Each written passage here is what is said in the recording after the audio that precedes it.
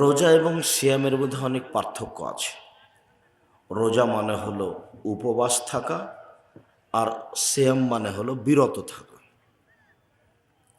শরীয়তের পরিভাষায় ফজরের আজান থেকে নিয়ে সূর্য ডোবা পর্যন্ত খাওয়া পান করা, স্ত্রী মিলন, যাবতীয় অপছন্দ কথা ও কর্ম থেকে বিরত থাকার নাম সিয়াম।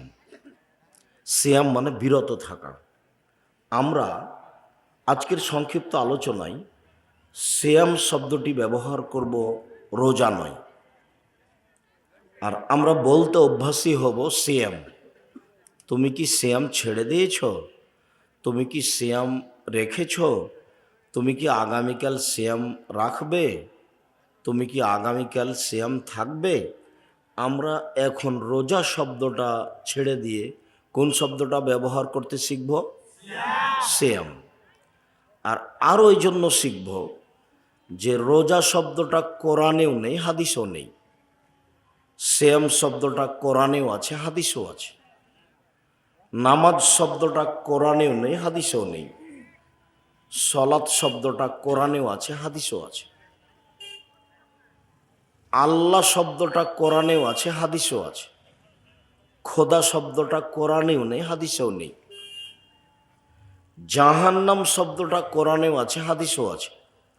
দোজক শব্দটা কোরআনেও নেই, হাদিসেও নেই। জান্নাত শব্দটা কোরআনেও আছে, হাদিসেও আছে। বেহেশত শব্দটা কোরআনেও নেই, হাদিসেও নেই। তাহলে চলছে কিভাবে? চাঁপাই নবাবগঞ্জের ভাষায় জোর করে চলছে। বলবেই কেন? আল্লাহর দেওয়া নামটা বললে কি হয়? বেশি ভালো হয়। নবীর দেওয়া নামটা বললে কি হয়? বেশি ভালো হয়। আবার বাগমারার অধিকাংশ ছেলে মেয়ে ভালো শিক্ষিত, ভালো শিক্ষিতা। তোমরা ভালো জানো যে নাউনের নামের পরিবর্তন হয় না। কোরআন বাংলা ভাষা তো কোরআন, কোরআন আরবি ভাষা তো কোরআন, কোরআন ইংরেজি ভাষা তো কোরআন। নাউনের নামের পরিবর্তন হয় না। তো সিয়াম শব্দ আল্লাহর দেওয়া নাম, রাসূলের দেওয়া নাম। সলাৎ শব্দ আল্লাহর দেওয়া নাম, রাসূলের দেওয়া নাম।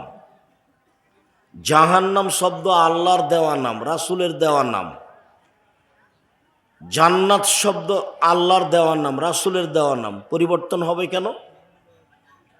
যারা ধর্মের ক্ষতি করার চেষ্টা করেছে তারাই এই সুযোগটা নিয়েছে, পরিবর্তনের চেষ্টা করেছে। কাজেই আমরা আল্লাহ এবং রাসূলের দেওয়া নামটা বলার চেষ্টা করব, সিয়াম। এই ছেলে, তোমরা এখানে যারা আসছো, তোমরা কথা বলিও না। তোমরা এই এলাকার ছেলে, তোমাদেরকে মান সম্মান বজায় রাখতে হবে। তোমরা চুপচাপ ধীরে এসে সামনে বসবে। আর তোমরা দাঁড়িয়ে থাকতে পাবা না বামে কেউ, দ্রুত বসতে হবে। না, লাগবে না, কথা ভালো হবে না। আমি আপনাকে শোনানোর চেষ্টা করছি। এই ছেলে, ওখানে দাঁড়িয়ে আছো কেন? তুমি দায়িত্ব পালন করো, সরো।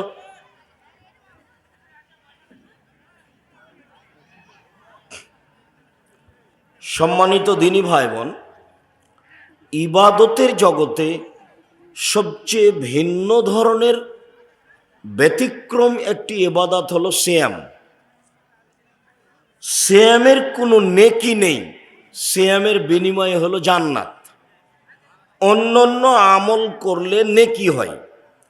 যেমন কোরআন মাজিদ পড়লে অক্ষর প্রতি কত নেকি হবে? 10 নেকি। এই যে একটা নেকি পেলাম, কোরআন মাজিদ পড়ে নেকি পেলাম।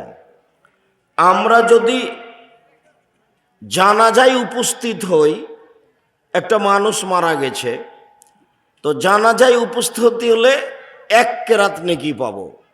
মাটি দেওয়া পর্যন্ত থাকলে 2 কেরাত নেকি পাবো। আর 1 কেরাত হলো অহুদ পাহাড়ের সমান। আর অহুদ পাহাড় হলো 4 কিলোমিটার প্রশস্ত, 8 কিলোমিটার লম্বা। মানুষ জানে না তার গভীরতা কত। তো আমরা যদি জানাজায় উপস্থিত হই তাহলে এই নেকি পাবো। এইরকমই সবটা আমলেরই নেকি আছে।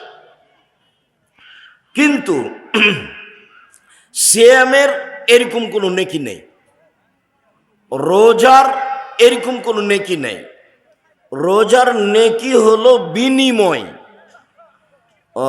সিয়ামের নেকি হলো বিনিময়, সেটা হলো জান্নাত। আমি আপনাকে 4-5টা হাদিস ধারাবাহিকভাবে দেখাই, তাতে আমরা বুঝতে পারবো যে নেকি হচ্ছে না, জান্নাতের কাজ হচ্ছে। এক, আবু সাইদ খুদরি রাদিয়াল্লাহু তাআলা আনহু বলেন, রাসূল সাল্লাল্লাহু আলাইহি ওয়াসাল্লাম বলেছেন, মান সামা ইয়াওমান ফি সাবিলিল্লাহ বাদাল্লাহু ওয়াজহু আনিন নারি সাবিনা খরিফা। কেউ যদি আল্লাহকে সন্তুষ্ট করার জন্য একদিন সিয়াম থাকে, তাহলে তাকে জাহান্নাম থেকে 70 বছরের পথ দূরে সরিয়ে দেওয়া হবে। লোকটা সিয়াম পালন করে নেকি পেল না জাহান্নাম থেকে দূরে হয়ে গেল? জাহান্নাম থেকে দূরে হয়ে গেল। আরেকটা, উকবা ইবনে আমির রাদিয়াল্লাহু তাআলা আনহু বলেন, রাসূল সাল্লাল্লাহু আলাইহি ওয়াসাল্লাম বলেছেন, মান সামা ইয়াওমান ফি সাবিলিল্লাহ বাদাল্লাহু মিনহু নারাস মিয়া মাসিরাম। কেউ যদি আল্লাহকে সন্তুষ্ট করার জন্য একদিন সিয়াম থাকে, তাহলে তাকে জাহান্নাম থেকে 100 বছরের পথ দূরে সরিয়ে দেওয়া হবে, বা তার থেকে জাহান্নামকে 100 বছরের পথ দূরে সরিয়ে দেওয়া হবে। উমামা বাহিলি রাদিয়াল্লাহু তাআলা আনহু বলেন, আল্লাহর নবী বলেছেন, মান সামা ইয়াওমান ফি সাবিলিল্লাহ, কেউ যদি আল্লাহকে সন্তুষ্ট করার জন্য একদিন সিয়াম থাকে, জাআলাল্লাহু বাইনাহু ওয়া নারে খান্দাক কামা বাইনাস সামাই ওয়াল আরজ, তাহলে তার মাঝে আর জাহান্নামের মাঝে একটা গর্ত খনন করা হবে, যার ব্যবধান হলো 500 বছরের পথ। অর্থাৎ লোকটাকে জাহান্নাম থেকে সরিয়ে দেওয়া হবে 500 বছরের পথ। 4টা হলো 5। রাসূল সাল্লাল্লাহু আলাইহি সাল্লাম বলেন, আসসিয়ামু জুন্নাহ ওয়া হিসনুন হাসানুন মিনান নারে। সিয়াম হলো ঢাল, বিপদ থেকে বাঁচার জন্য মাধ্যম। সিয়াম হলো দুর্গ, জাহান্নাম থেকে বাঁচার জন্য দুর্গ। দুর্গ তৈরি করা হয় বিপদ থেকে বাঁচার জন্য। তো আল্লাহর নবী সিয়াম রোজাকে বললেন দুর্গ, তো কেন? জাহান্নাম থেকে বাঁচবে সেই জন্য। এবার সিরিয়াল চলে আসি।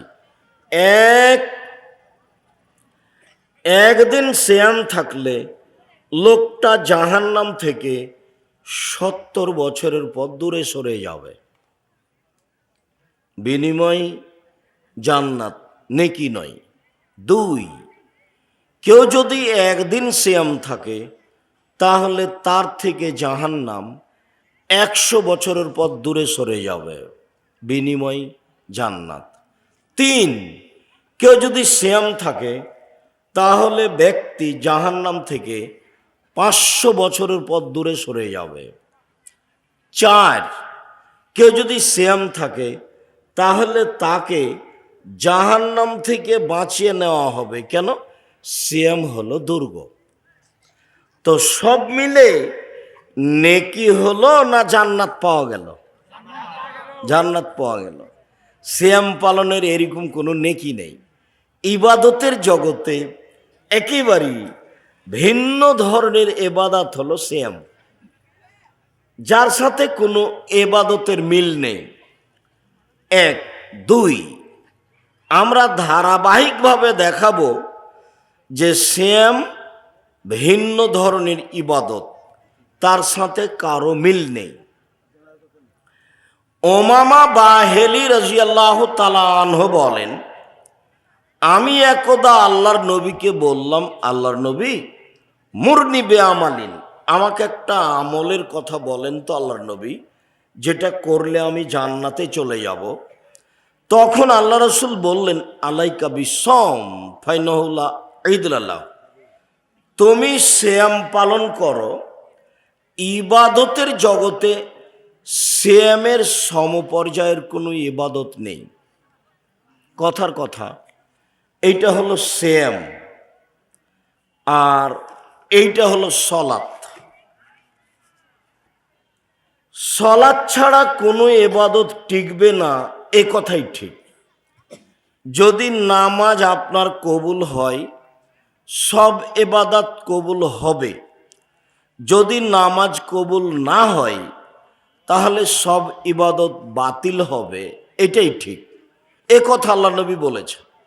তবে সিয়াম এমন একটা ইবাদত যার সমপর্যায়ের ইবাদত পৃথিবীতে নেই, এটা হলো সিয়াম। কেউ যদি বলে যে সালাত সিয়ামের সমপর্যায়ের, হবে না। না, কেন? আল্লাহ রাসূল না করে দিয়েছে। এটা হলো সিয়াম, এটা হলো হজ। হজ এমন একটা ইবাদত, যদি কবুল হয় তাহলে ও হয়ে যায় সেই দিনের মতো যেদিন তার মা তাকে জন্ম দিয়েছে, নিষ্পাপ হয়ে যায়। তো এটা হলো হজ, এটা হলো সিয়াম। হজ সিয়ামের সমপর্যায়ের ইবাদত?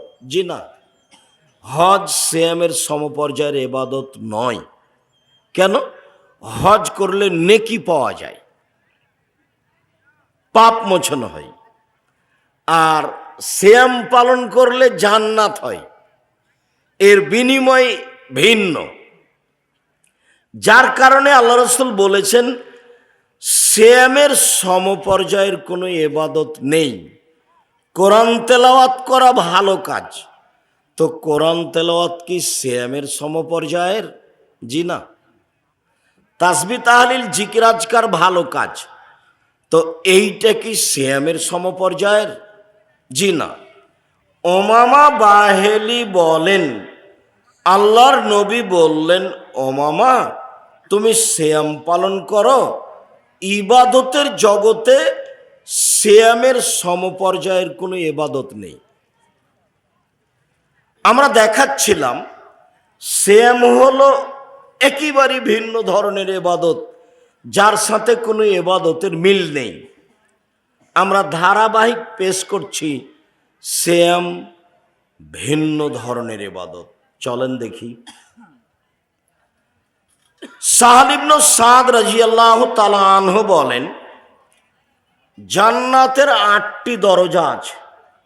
জান্নাত একটি, দরজা 8টি। জাহান্নাম একটি, দরজা 7টি। এই ছেলেরা, তোমরা যারা এই পাড়ার ছেলে জিম্মেদারি পালন করো না, এইটুকু বুঝ হয় না?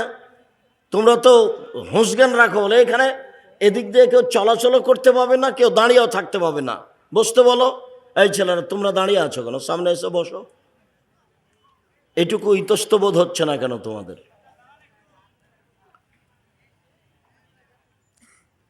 জাহান্নাম একটি, দরজা 7টি।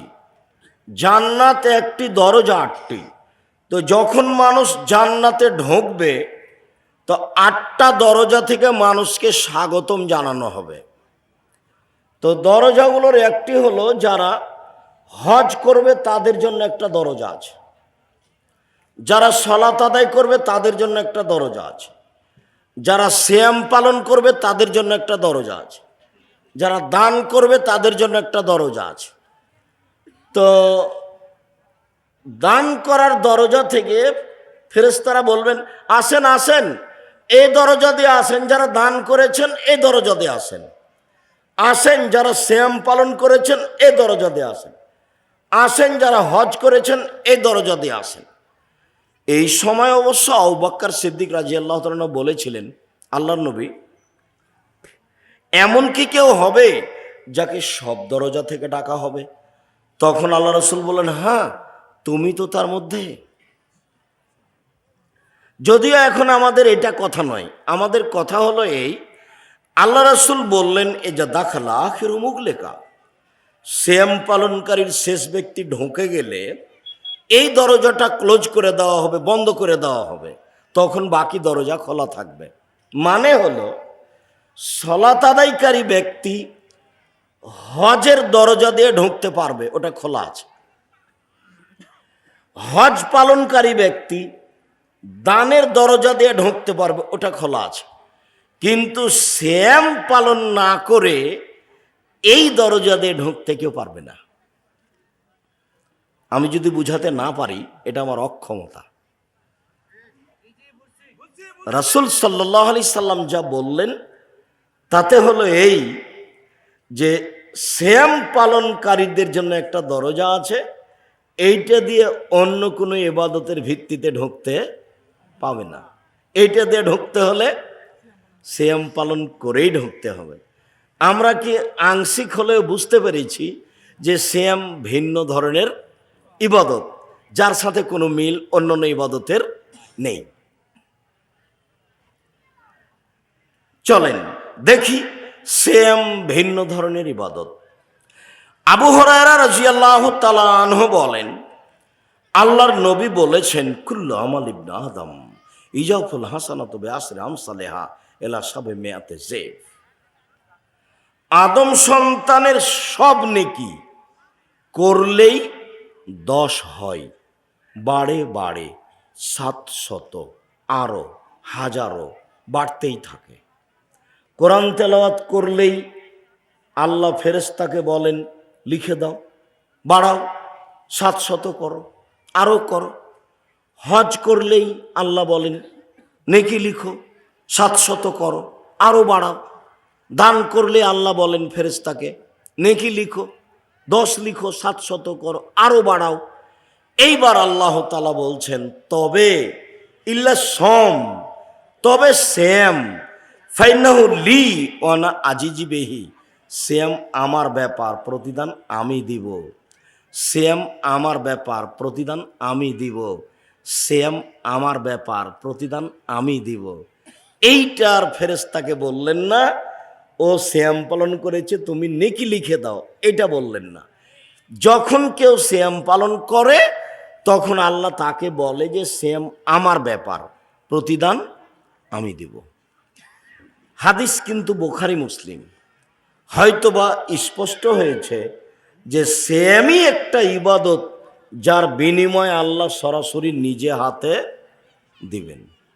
এই কারণেই তো নবীগণ বেশি সুযোগ নিয়েছেন। দাউদ আলাইহিস সালাম সপরিবারে একদিন সিয়াম, একদিন এমনি, একদিন সিয়াম, একদিন এমনি, একদিন সিয়াম, একদিন এমনি, এই সুযোগ তারা ছাড়েনি।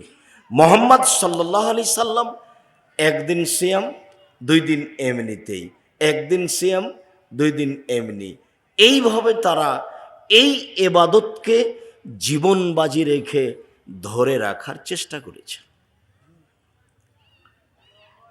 ইতিহাস বলে, আমরা তো এইভাবে জানি না, ইতিহাস বলে বাদশাহ আওরঙ্গজেব প্রতিদিন সিয়াম থাকতেন। হতে পারে, তবে প্রতিদিন সিয়াম থাকতে হবে এইটা নয়। বেশি যদি কেউ সিয়াম থাকতে চায় তাহলে দাউদ আলাইহিস সালামেরটা থাকতে হবে, একদিন সিয়াম, একদিন এমনি। চলেন আর একটা হাদিস পেশ করি যাতে বুঝবো সিয়াম ভিন্ন ধরনের ইবাদত, তবে তার সাথে আরো কিছু মিল হবে। সিয়াম বিচারের মাঠে আমার আপনার পক্ষে কথা বলবে। বিচারের মাঠে সিয়াম আপনার পক্ষে হয়ে, আমার পক্ষে হয়ে বলবে, রব্বি মানাতহু তম শাহওয়াতা বিন্নাহারে ফাসাফাইনি ফিহে, প্রতিপালক আমি লোকটাকে দিনে খেতে দিনি আর মন মতো চলতে দিনি, তুমি আমার একটা কথা শোনো, লোকটাকে জান্নাতে দাও। সিয়াম রোজা আপনার পক্ষে হয়ে আল্লাহকে বলবে, সিয়াম রোজা আমার পক্ষে হয়ে আল্লাহকে বলবে, প্রতিপালক আমার একটা কথা শোনো, এই লোকটাকে আমি 2টা কাজ করতে দিনি, 1 দিনে খেতে দিনি, 2 মন মতো চলতে দিনি, তুমি আমার একটা কথা শোনো, একে জান্নাতে দাও। তখন ফেরেশতা বলবেন, ঠিক আছে, তোমার কথা মেনে নিলাম, তাকে আমি জান্নাতে দিলাম। সেম আপনার আমার পক্ষে কথা বলবে। উল্লেখ্য যে পক্ষে কথা বলার কয়েকটা জিনিস আছে। এক, সেম। দুই, কোরআন। কোরআন তেলাওয়াত করলে কোরআন বিচারের মাঠে আপনার পক্ষে কথা বলবে। তার মধ্যে কেউ যদি নিয়মিত ঘুমানোর সময় সূরা মুলক পড়ে, কত আয়াতের সূরা এটা? 30 আয়াতের। তাহলে বিচারের মাঠে এমন শক্তভাবে আপনার পক্ষে দাঁড়াবে, যতক্ষণ পর্যন্ত ক্ষমা ঘোষণা না হবে ততক্ষণ পর্যন্ত সূরা মুলক আপনার কাছ থেকে যাবে না। এই কথা মুহাম্মদ সাল্লাল্লাহু আলাইহি সাল্লাম বলেন। তিনি আরো বলেন যে রাতে সূরা মুলক পড়লে কবরের শাস্তি হবে না। খুব শক্ত হয়ে দিন কাটাবেন, যে কোনো মূল্যে সূরা মুলক রাতে পড়বই। একটা ত্যাগ থাকে না, আবার বাগমারা বাড়ি, মানে শক্ত মেজাজের মানুষ। এক হাঁটু কাদা দিয়েও তারা চলবে, মহিষের গাড়িতে তারা চলা অভ্যাসী। শক্ত থেকে শক্ত, ভারী থেকে ভারী কাজ করা অভ্যাসী মানুষ মানে হলো বাগ মারার মানুষ। অতএব শক্ত পরিকল্পনায় থাকতে হবে, সূরা মুলক রাতে পড়বই যে কোনো মূল্যে, ইনশাআল্লাহ। দুই, তিন, আঙ্গুলে তাসবিহ গণনা করলে আঙ্গুল আপনার পক্ষে বিচারের মাঠে কথা বলবে। 4, যেগুলি ছেলে মেয়ে যুবক হওয়ার আগেই মারা গেছে, তারা বিচারের মাঠে আপনার পক্ষে কথা বলবে। 5, কেউ যদি 3টে মেয়ের বেটির লালন পালন করে বিবাহ শাদী দেয়, তাহলে এই মেয়ে বিচারের মাঠে আল্লাহর সামনে দাঁড়াবে এইভাবে, অন্তরাল জাহান্নাম থেকে। ওইদিকে জাহান্নাম, এরা 3জন মেয়ে, আর তার পিছনে ওর বাপ আছে। যতক্ষণ পর্যন্ত এদের এই 3টে মেয়ের বাপের জান্নাত ঘোষণা না হবে ততক্ষণ পর্যন্ত এরা জাহান্নাম থেকে অন্তরাল হয়ে থাকবে। আগে আমার বাপের জান্নাত ঘোষণা হোক, তারপরে। 10টা ছেলেকে মাস্টার ডিগ্রি পাস করালে 1 পয়সা লাভ হবে, এই কথা আল্লাহ নবী বলেননি। পড়াবে কেন? জন্ম দিয়েছে এই জন্য, ও তো বাধ্য। 3টে মেয়ে যদি পরস্পর জন্ম দেয় নেই, তাহলে বোকা ছেলেটা বলে তোকে তালাক দিব, সন্তানই তো হয় না, শুধু খালি মেয়ে। দাদি, খালা, ফুফু ওরা বলছে কি করবি, এ বউ না হয় বাদ দে, সবই যে মেয়ে, কেমন করে বিবাহ দিবি, ডিপিএস খোল, গাভী কিন। খালা বলে এই কথা, নানি বলে এই কথা, দাদি বলে এই কথা। তার মানে বিদ্যা বুদ্ধি তো কারো নাই, মানে এমনিতে জীবিকা নির্বাহ পশু প্রাণীর মতো। বুঝেও বুঝে না ওরা, অন্তর আছে বুঝে না, দেখেও দেখে না ওরা, চক্ষু আছে দেখে না, শোনেও শোনে না ওরা, কান আছে শোনে না। উলায়েকা কাল আনাম, তারা পশু প্রাণীর মতো, তারা গরু ছাগলের মতো, তারা কুকুর শ্রীগেলের মতো, বালহ মাজাল বরং তার চেয়ে খারাপ। আমি বলিনি, আল্লাহ বলছেন মানুষ পশু প্রাণীর মতো। 3টে মেয়ে হলে স্বামীতে বলছে যে তোকে তালাক দেব। 3টে যদি মেয়ে হয় তো দাদি নানি বলছে কি করবি, বউ না হয় বাদ দে। আর একটা যে নিবি ছেলের আশায়, তো সেটাও যদি বেটি হয় তাহলে কি করবি? আল্লাহর নবী বললেন যে বিদ্যা উঠে যাবে আর মূর্খতা বেড়ে যাবে। তো 20 বছর পূর্বে বাগমারা থানায় যত মানুষ শিক্ষিত ছিল এখন তার চেয়ে কম না বেশি? বেশি। তাহলে আল্লাহর নবী মিথ্যা কথা বলেছেন, নাউজুবিল্লাহ মিন জালিক।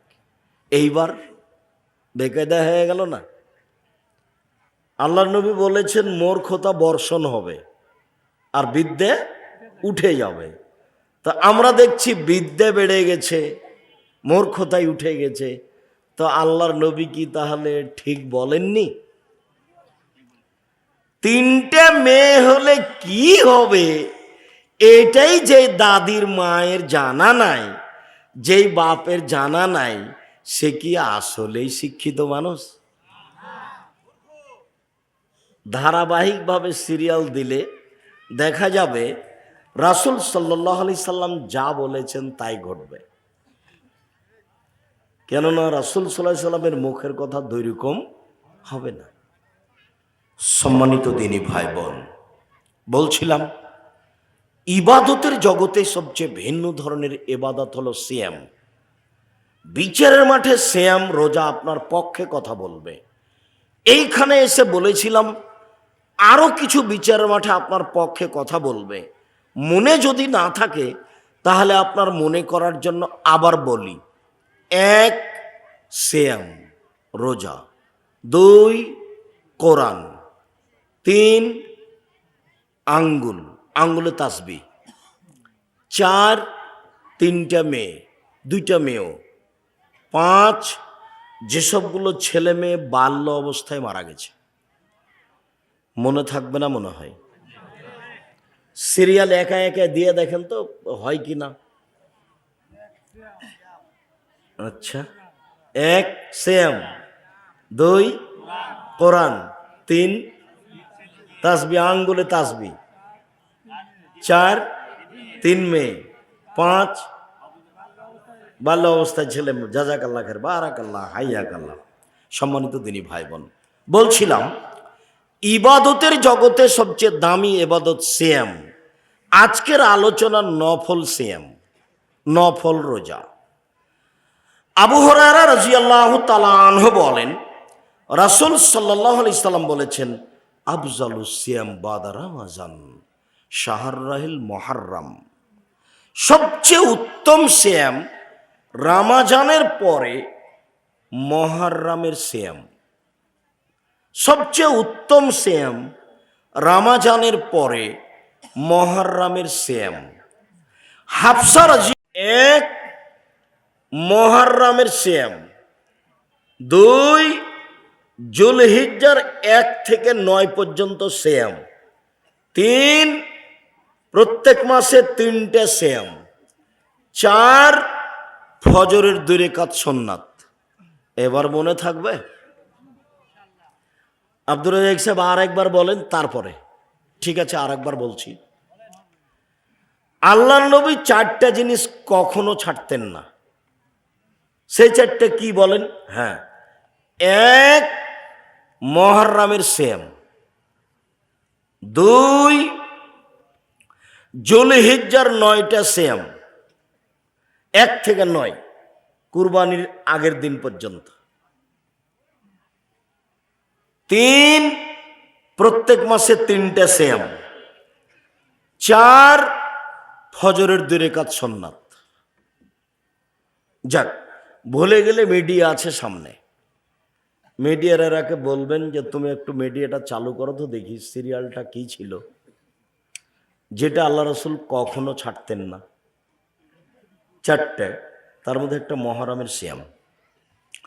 ইবনে আব্বাস রাদিয়াল্লাহু তাআলা আনহু বলেন কাদাবান নবী সাল্লাল্লাহু আলাইহি সাল্লাম আল মদিনা ফাওয়াজাদ আল ইয়াহুদা সিয়ামান ইয়াউমা আশুরা। আল্লাহর নবী মক্কা থেকে মদিনায় আসলেন, দেখলেন মদিনার ইহুদি খ্রিস্টানেরা মুহররমের 10 তারিখে সিয়াম থাকে। তিনি বললেন মা হাযাল ইয়াউম আল্লাযী তাসুমুনাহু। এই মদিনার ইহুদি খ্রিস্টান, তোমরা মুহররমের 10 তারিখে সিয়াম থাকো কেন? এই মদিনার ইহুদি খ্রিস্টান, তোমরা মুহররমের 10 তারিখে সিয়াম থাকো কেন?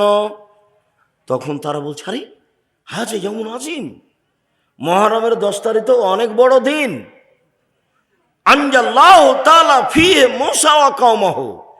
এই দিনে তো আল্লাহ মূসা এবং তার সম্প্রদায়কে বাঁচিয়ে দিয়েছেন।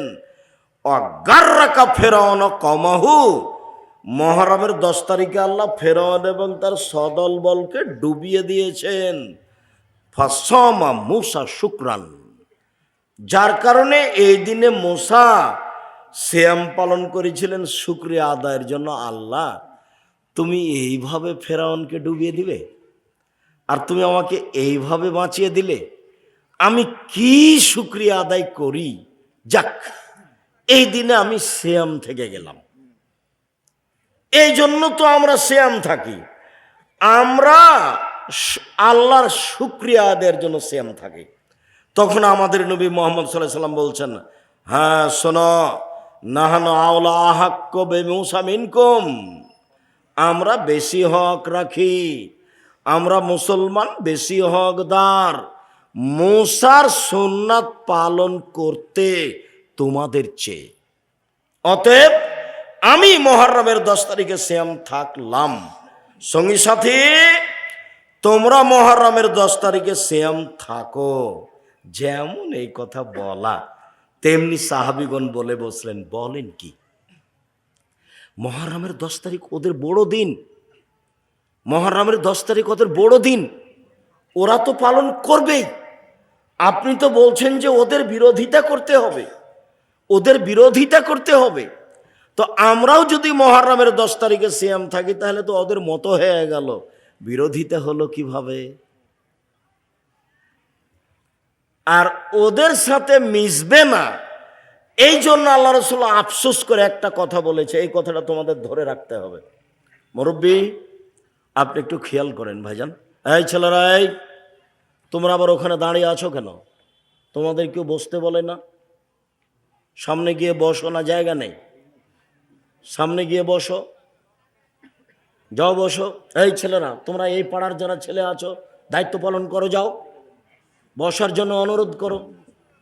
তোমরা এই পাড়ার ছেলে, এখানে এ করতে পাবা না, আজকে বক্তব্য শুনতে পাবা না। তোমরা পরিবেশটা কন্ট্রোল করতে পারছো না কেন? যাই মানুষ না ধরে সেটা ভিন্ন কথা। কালকে যেখানে রাতে বক্তব্য ছিল সেখানে লাখের মতো মানুষ ছিল, তো জায়গা হচ্ছে 50,000-এর, তো বাকি 50,000 কি করবে? তো এখন বাকি 50,000-কে আমি বলবো যে তোমরা বসো, তো বসার তো ব্যবস্থাই নাই। তো তখন বারবার অনুরোধ করতে থাকলাম, আমাকে দেখতে পান আর না পান, এক পায়ে দাঁড়িয়ে আমার কথাটা শোনার চেষ্টা করেন। খুব কষ্ট করে অ্যাডভোকেট মনসুর সাহেব আমাকে উপস্থিত করেছেন এখানে, আমারও সময় নেই। তো এইটুকু তো তোমাদের মূল্যায়ন করতে হবে, তোমরা এলাকার ছেলে। আর যারা আপনারা মুরব্বী ভাই আছেন, আপনাদেরকে এটুকু মূল্যায়ন করতে হবে। আপনি আমাকে নিয়ে আসার জন্য সিরিয়ালে চেষ্টা করেন, দেখি কতদিন লাগে। আমি আপনার বাড়ির পাশে আছি, এ কথাই ঠিক, তবে একদিন বের করা কঠিন, এ কথাও ঠিক। তো মূল্যায়ন তো আপনাকে করতে হবে। আমি চলে গেলাম, আপনি ঘোরাঘুরি করলেন, তা আপনি কি এমন সুবিধা ভোগ করলেন? শুনেছেন আব্দুর রাজ্জাক বিন ইউসুফ আসবেন, বাড়িতে বসে আছেন, আপনার এটা লজ্জাজনক ব্যাপার। কেন থাকবেন? কোন শরমে থাকবেন? কোন লজ্জায় থাকবেন? থাকবেন কেন? কি ভিত্তি আছে আপনার? জাতির যদি রাস্তাঘাট করে দিতে না পারি, জাতির যদি স্কুল কলেজ করে দিতে না পারি, জাতিকে চূড়ান্ত সঠিক ধর্ম দিতে পারবো ইনশাআল্লাহ। ধর্মের ব্যাপারে জাতিকে ফাঁকি দিয়ে পরকাল হারাতে রাজি নই। 90 সাল থেকে নিয়ে এখন পর্যন্ত কোনোদিনও অপ্রয়োজনীয় বাক্য বলিনি। আপনি বসে থাকবেন বাড়িতে কেন? আমি তো আপনার জন্য এসেছি। আপনি চেষ্টা করেন একদিন আনার জন্য। আমি আপনার জন্য এসেছি, কেন আপনি বাড়িতে থাকবেন? আমি 90 সাল থেকে নিয়ে এখন পর্যন্ত কোনোদিন কেসা কাহিনী বলিনি। আমি 90 সাল থেকে নিয়ে এখন পর্যন্ত কোনোদিন মাঝহাব নিয়ে কথা বলিনি। এই যে বলছি শুরু থেকে নিয়ে এখন পর্যন্ত, কোনটা মাঝহাবের বিরুদ্ধে হলো, কোনটা কারো ব্যক্তির বিরুদ্ধে হলো, কোনটা অপ্রয়োজনীয় বাক্য হলো? শুধু আজকেরটা নয়, 90 সাল থেকে নিয়ে এখন পর্যন্ত যা বলেছি, কোথাও একটা বাক্য আপনি দেখাতে পারবেন না। হিসেব নিকেশ ছাড়া চলি না। এসেছি, এলাকার মানুষ মূল্যায়ন করবেন, সামনে বসে কথা শুনবেন। সম্মানিত দিনী ভাই বোন, বলছিলাম যে আরে মুহররমের 10 তারিখ তো বড় দিন, আমরা কেন থাকব? মূসাকে আল্লাহ বাঁচিয়ে দিয়েছেন, ফেরাউনকে আল্লাহ ডুবিয়ে দিয়েছেন। ইহুদি খ্রিস্টানেরা এই দিনে সিয়াম থাকে, এইটা হলো তাদের বড় দিন, আমরা কেন থাকব? আপনি তো দুঃখ করে আফসোস করে বলেছেন। পৃথিবীর মানুষ শুনে রেখো, আমার উম্মত ইহুদি খ্রিস্টানদের সাথে মিশে যাবে চাল চলনে, পোশাক পাশিতে। ডান হাতের বিঘত যেমন বাম হাতের সমান, সমান সমান আমার উম্মত তাদের সাথে মিশে যাবে কৃষ্টি কালচারে সমান সমান। আবার বলছেন, পৃথিবীর মানুষ শুনে রেখো, আমার উম্মত ইহুদি খ্রিস্টানদের সাথে মিশে যাবে পোশাক আশাকে, চাল চলনে, কৃষ্টি কালচারে। ডান পায়ের জুতা যেমন বাম পায়ের সমান, বাম পায়ের জুতা যেমন ডান পায়ের সমান, আমার উম্মত মিশে যাবে তাদের সাথে তেমন সমান সমান। আরো আফসোস করে বললেন, পৃথিবীর মানুষ শুনে রেখো, ইহুদি খ্রিস্টান যদি মায়ের সাথে জেনা করে থাকে, আমার উম্মত তাদের সাথে মিশে গিয়ে মায়ের সাথে জেনা করবে না। এবার এখানে যতগুলো ছেলে আছে, বহু ছেলের মাথার চুল উপরের দিকে আছে বড়, নিচের দিকে চাচা আছে। বলো এটা কি? বলে যে আব্দুর রাজ্জাক সাহেব ওর বাপ নয়, ওটা ওর চাচা। ও যাকে আব্বা বলে ডাকে ওটা ওর চাচা। ওই বুঝতে পারেনি তাই তাকে আব্বা বলে। কেন? বাপ থাকলে মাথার চুল এরকম হবে কেন? বাপ তো বাপই, এক দাঁত খুলে দেবো, এভাবে চুল ছেটেছো কেন? এটা তো সব ব্রাজিলের খেলোয়াড়ের আদর্শ, তুমি কেন এটা? ও তো ইহুদি, ও তো খ্রিস্টান। তোমার গায়ে একটা গেঞ্জি আছে যার পিছনে লেখা আছে 10-47, ও তো খেলোয়াড়ের গেঞ্জি। তোমার ওই গেঞ্জিটা যদি আমাকে দাও তা আমি টয়লেট পেপার হিসাবে ব্যবহার করব না, ওকে আমি এত ঘৃণা করি। ওকে ফেলে দিয়ে থুথু দিব, থুথু দিব, দিয়ে পা দিয়ে ঠেলে ড্রেনে ফেলে দেবো। তোমার গেঞ্জিটা, তোমার গেঞ্জিটা আমার কাছে এত অপছন্দ।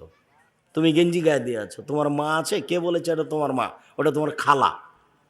তুমি, তোমার বাপ, তোমার 14 গোষ্ঠী মিলে প্রমাণ করতে পারবে এটা তোমার মা। তোমার বোন এখানে বসে আছে বক্তব্যের নামে, ও একটা পায়জামা পরে আছে, যে পায়জামার ভিতর দিয়ে আর একজন ঢুকবে এরকম ফাঁকা। তো বলো যে আমার মা আছে। তোমার বোন এখানে একটা বসে আছে, স্কিন পায়জামা পরে আছে, এমন পায়জামা যাতে তো অঙ্গ প্রত্যঙ্গ বোঝা যায়, লজ্জা স্থানও বোঝা যায়। বলো তোমার মা আছে? ওটা তোমার মা? ওটা তোমার সৎ মা। মা হলে 4টা জিনিস লাগে। কতদিন বললাম, মা হলে 4টে জিনিস লাগে। জাবের বলছেন, আমার আব্বা ওহুদের যুদ্ধে শহীদ হয়েছেন 9 জন মেয়ে রেখে, আমার 9টা বোন আছে। তো আমি আমার বোনদের সমবয়সের মেয়েকে বিবাহ করা পছন্দ করিনি 4টা কারণে। আল্লাহ নবী শোনেন, আমি তালাকপ্রাপ্ত বেশি বয়সের মহিলা বিবাহ করেছি 4টা কারণে। আমার আব্বা মারা গেছেন ওহুদের যুদ্ধে, 9 জন মেয়ে রেখে গেছেন, আমার 9টা বোন আছে। তা আমার বোনদের সমবয়সের কম বয়সের মেয়েকে আমি বিবাহ করা পছন্দ করিনি 4টা কারণে। এক, লেতুয়াল্লে মাহন্না, আমার স্ত্রী যেন আমার বোনদেরকে বিদ্যা শিখাতে পারে, মা মানে বাচ্চাদেরকে বিদ্যা শিখাবে। 2, বলে তোয়াদ্দে বাহন্না, আমার স্ত্রী যেন আমার বোনদেরকে শিষ্টাচার শিখাতে পারে। শিষ্টাচার কি জিনিস? তোমার বোন স্কিন পায়জামা পরে আছে, এটা কি শিষ্টাচার? তুমি যে মাথার চুল এভাবে ছেটেছ, এটা কি শিষ্টাচার?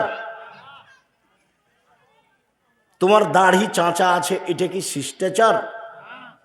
তোমার বোনের নখগুলো বড় বড় হয়ে আছে, নেইল পালিশ দেওয়া আছে, এটা কি শিষ্টাচার? তোমার বোনের কপালে টিপ আছে। হিন্দু মেয়েদের বিবাহ করার 10টা পদ্ধতি আছে, তার একটা পদ্ধতির নাম রাক্ষসী বিবাহ। মেয়ের বাপ বিবাহ দিবে না, ছেলে জোর করে বিবাহ করবে, কপালে টিপ দিতে পারলে বিবাহ হয়ে গেছে। তো এটা হিন্দুদের নীতি। তো তোমার বোন কপালে টিপ দেওয়া আছে, এইটা কি শিষ্টাচার? তাহলে তোমার মাই জানে না শিষ্টাচার কাকে বলে। তোমার নানা বিবাহ দিয়েছে, স্বামীর কাছে গেছে, তাই ছেলে মেয়ে হয়ে গেছে, ও জানে না মা কাকে বলে। দেখো মা কাকে বলে, এই যে দেখো, এক, আমার স্ত্রী আমার বোনদেরকে বিদ্যা শিখিয়ে দিবে, সেই জন্য বেশি বয়সের মেয়ে বিবাহ করেছি। দুই, আমার স্ত্রী আমার বোনদেরকে শিষ্টাচার শিখিয়ে দিবে। শিষ্টাচার কি জিনিস? আমার স্ত্রী আমার বোনদেরকে শিষ্টাচার শিখিয়ে দিবে, এই জন্য বেশি বয়সের তালাক প্রাপ্ত মেয়ে বিবাহ করেছি। তিন, আমার স্ত্রী আমার বোনদের মাথার চুল চিরুনি করে সাজগোজ করে দিবে, সেই জন্য বেশি বয়সের তালাক প্রাপ্ত মেয়ে বিবাহ করেছি। চার, বলে তাকুমা আলাইহিন্না, আমার স্ত্রী আমার বোনদেরকে পাহারা দিবে, বেশি বয়সের মহিলা না হলে, বুদ্ধি শুদ্ধি ভালো না হলে আমার বোনদের পাহারা দিতে পারবে না, তাই তো তালাক প্রাপ্তা বেশি বয়সের মেয়েকে বিবাহ করেছি, আমার স্ত্রী আমার বোনদেরকে পাহারা দিবে।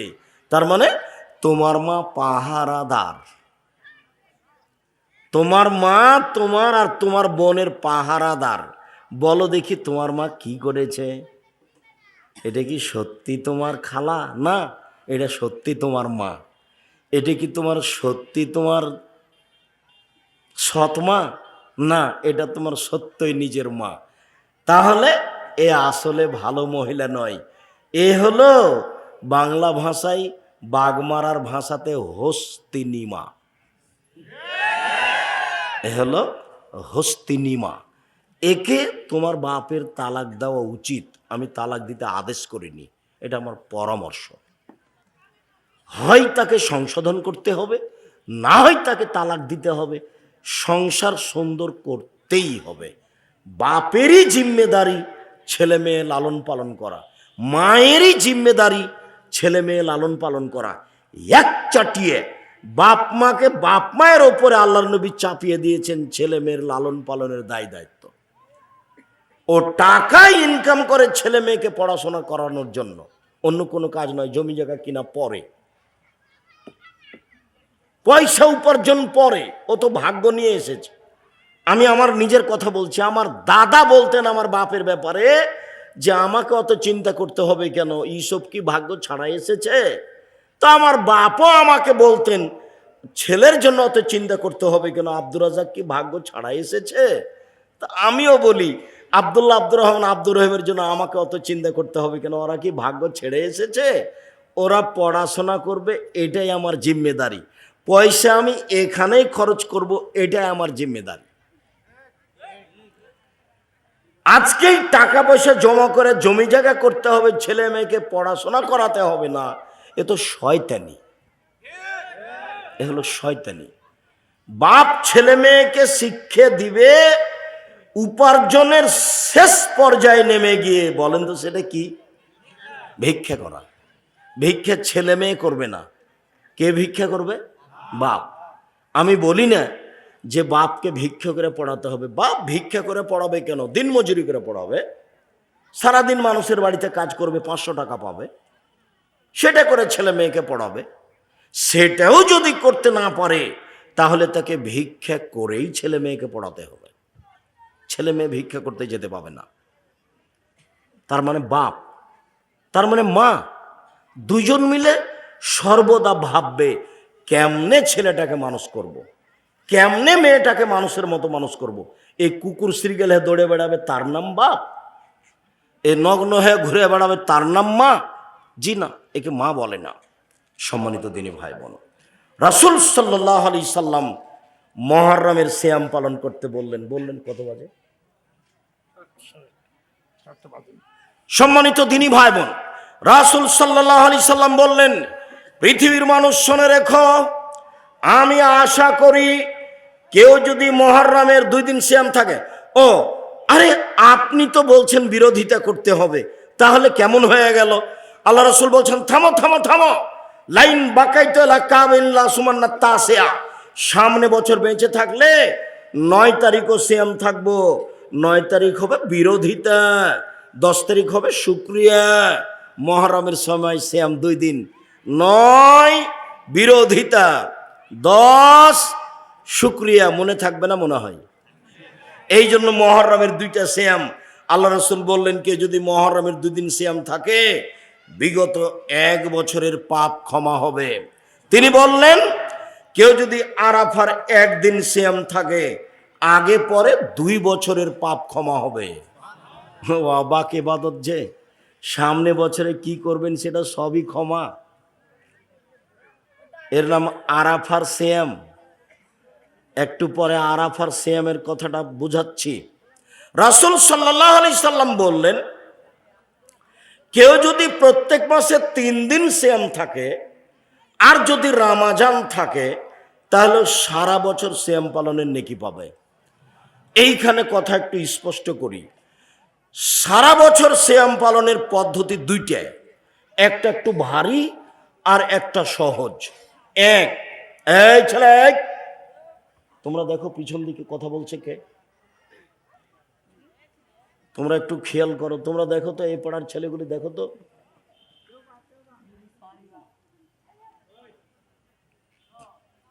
যারা একটু মুরব্বী মানুষ তারা দেখেন, পিছনটা একটু কন্ট্রোল করেন।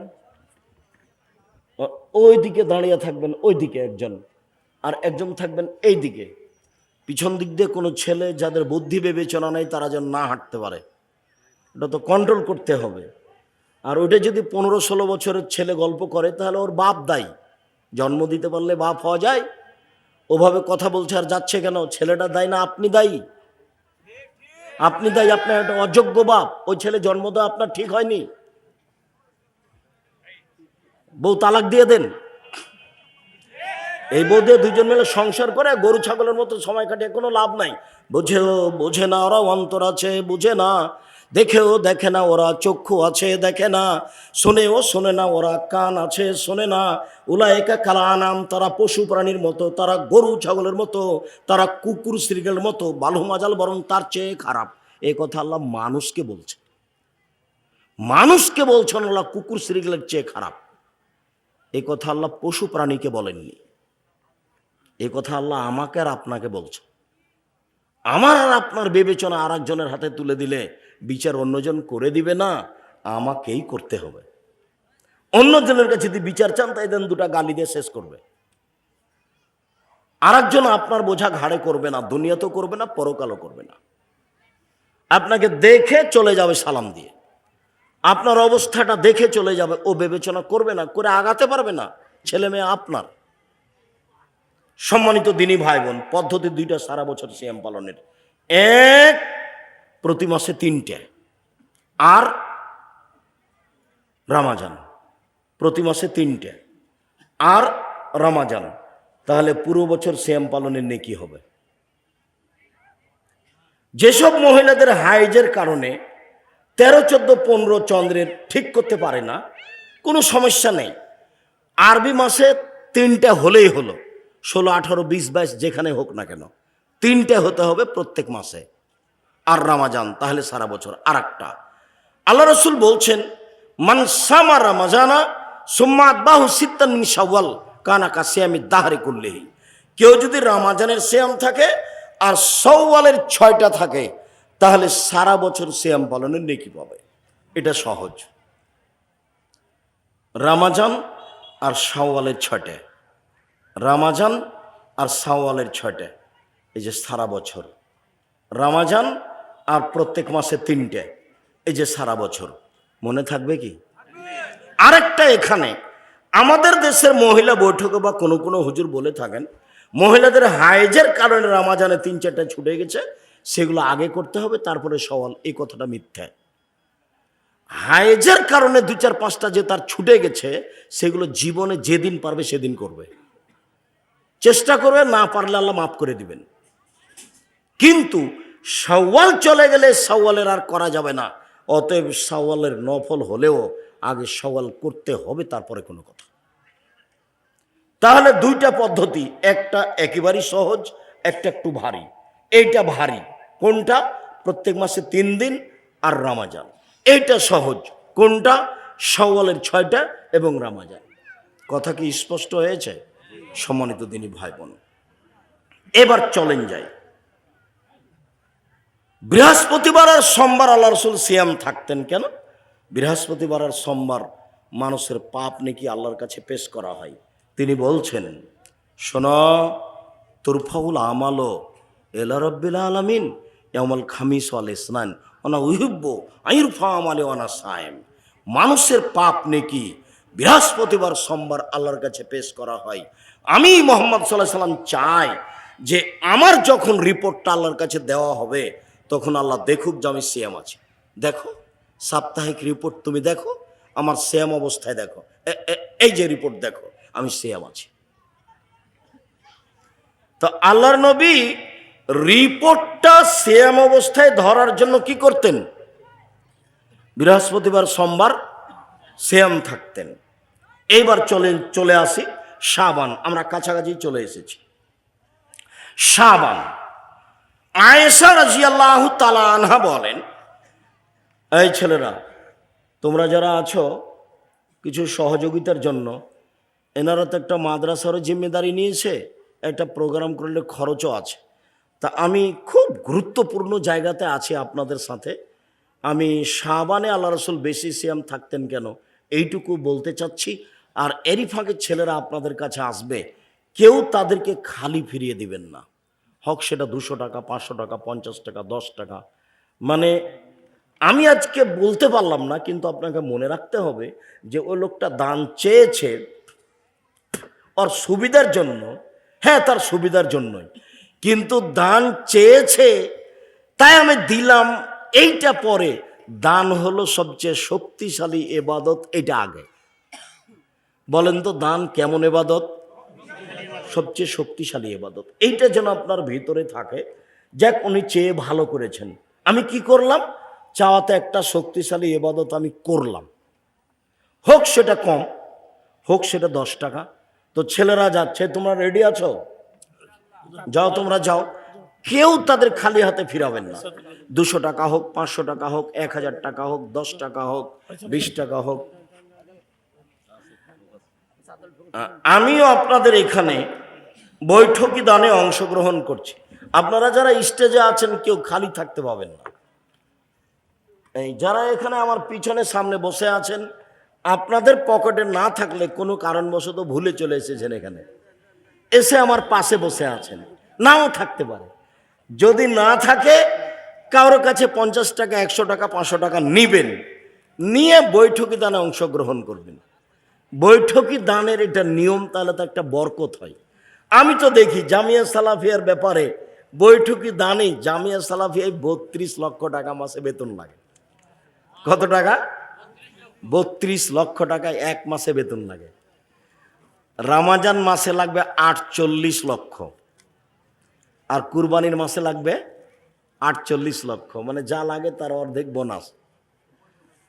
তো কিভাবে হয়? বাঘ মারার লোক দেয়, সেই জন্য হয় না। আব্দুর রাজাক সাহেব, এটা মনে হলো না, কেহ তো দেয়। বাঘ মারার সবাই না হোক, কেহ না কেহ দেয়। সারা এলাকার, দেশ দুনিয়ার বাহিরের আমার দিনী ভাই বোন দেয়। তাছাড়া আমি কি ওই টাকা বানাই? আমি কি ওই টাকা বানাতে পারবো? এক মাসের টাকা যদি আমাকে দিতে বলেন, আমি বাকি জীবন চেষ্টা করলে হবে না। আপনাদের জামিয়া সালাফে বিশাল প্রতিষ্ঠান, 300 জন শিক্ষক শিক্ষিকা আছেন, 5000 ছেলে মেয়ে আছে। আপনাদের প্রতিষ্ঠানে কতটি ছেলে মেয়ে আছে? প্রায় 5000। 300 জন শিক্ষক শিক্ষিকা।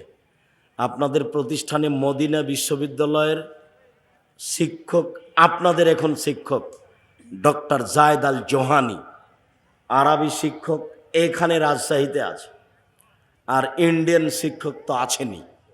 কাজেই দানের হাতটা কোনো সময় ছোট দেখবেন না।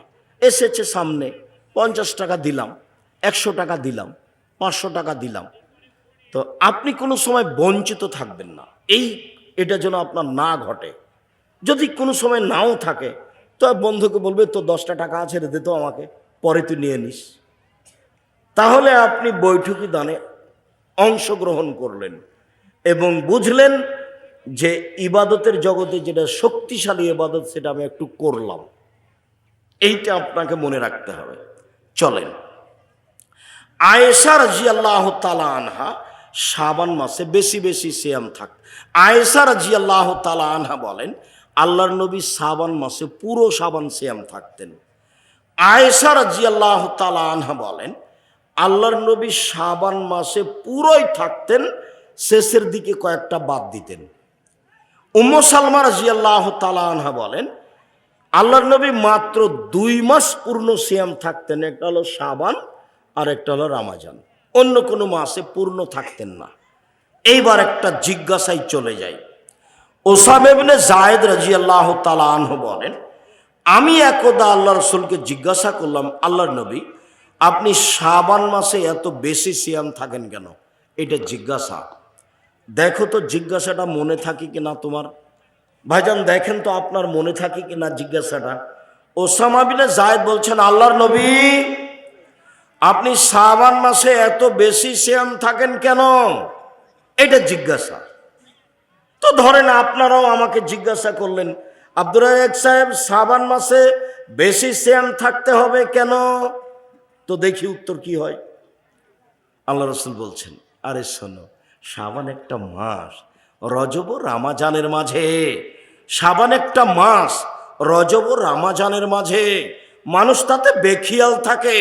তুরফাউল আমাল ইলা রাব্বিল আলামিন ওয়া না উহিব্বু ইরফা আমালি ওয়া না সায়েম। এই মাসে বাৎসরিক পাপ নেকি আল্লাহর কাছে পেশ করা হয়। আমার মন চাই বাৎসরিক রিপোর্টের সময় আল্লাহ আমাকে দেখুক আমি সিয়াম আছি, এই জন্য আমি শাবান মাসে বেশি বেশি সিয়াম থাকি। এবার কি মনে থাকবে? বাৎসরিক রিপোর্ট পেশ করা হয় কোন মাসে? শাবান মাসে। আল্লাহ নবী বলছেন বাৎসরিক রিপোর্টটাও আমি আল্লাহকে দেখাতে চাচ্ছি কিভাবে? সিয়াম অবস্থায়। তাই আমি শাবান মাসে বেশি বেশি সিয়াম থাকি। তাহলে বোঝা যাচ্ছে যে রিপোর্টের তারিখ তার জানা ছিল না, রিপোর্ট কবে হয় ধরার আশায় এটা করতেন। কিভাবে কিভাবে ভারত বাংলাদেশ পাকিস্তানের আলেম ওলামা জেনে নিলেন সেদিন 15ই শাবান। তাই তারা কলকারখানা, অফিস আদালত, কোর্ট কাচারি, শিক্ষা প্রতিষ্ঠান সব কিছু বন্ধ করে রাতে গোসল করে আতর গোলাপ মেখে দিনে সিয়াম থাকেন। এর কোনো প্রমাণ নেই, যা আছে সব জাল হাদিস। আল্লাহর নবীর সুন্নাত পালন করেন, আপনি রিপোর্ট ধরতে পারবেন। তিনি বেশি বেশি সিয়াম থাকতেন আর বলেছেন একটানা 15 থাকো, একটানা 15। সম্মানিত দিনী ভাই বোন, আমি আজকে নফল